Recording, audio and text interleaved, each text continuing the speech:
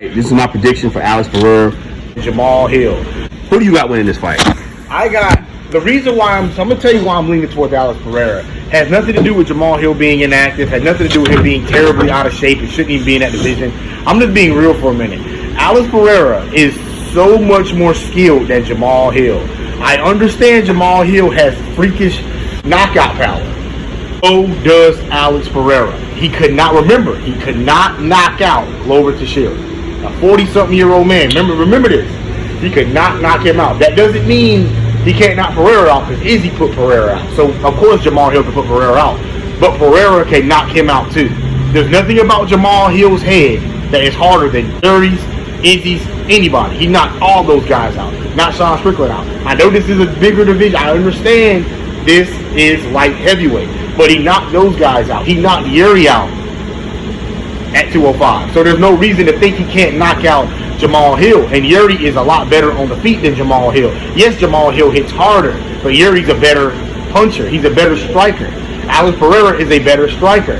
Why wouldn't I not lean towards Pereira? He's a kickboxer with the same knockout power. And he definitely has a lot of power, I'll say that, because you can't sleep on Pereira and he's also beating people.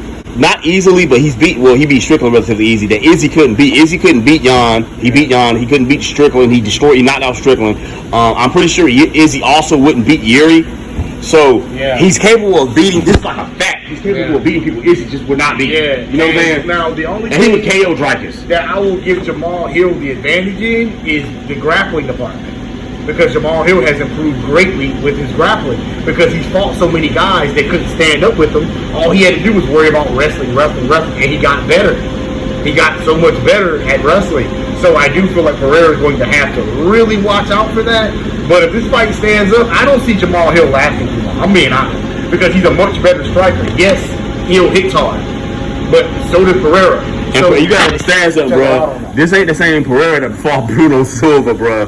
He's came so much further. Like, at one point in time, I would have thought Robert Whitaker would have beat Pereira, or would have thought Dricus would have beat Pereira. They wouldn't beat Pereira, bro, because they wouldn't hold him down now. Yeah. They couldn't hold him down. Yuri couldn't get him to the ground. Jan couldn't keep him on the ground. So remember when Izzy was able to take Pereira to the ground? He couldn't do that now. It's insane how fast Pereira learns. And we're not counting Jamahal Hill out. I'm just going off the stats. Like, they have like the same punching power, and one of them is far more skilled, far more experienced. Why would you not lean towards a far more experienced guy? Why would I lean towards Jamahal Hill? Based off what? Like, based off what win? Glover? You know what I'm saying? Like, and what's the dude he knocked out? Real bad name, the tall guy. Johnny Walker. Yeah. Jimmy Cruz. Well, Jimmy Cruz. Yeah, Cruz. But are we just going off that? Come on now, man. We can't do that. Because he just knocked out Yuri. But I think with the inactivity of Jamahal Hill, I think that Pereira's camp is going to target that Achilles tendon, that calf muscle on that side. He's going to slowly chop Jamal down. And I wouldn't be surprised if Jamal TKOs Pereira. But I'm actually going with Pereira for this fight here. I got Pereira round 2 TKO or knockout. That's what I have.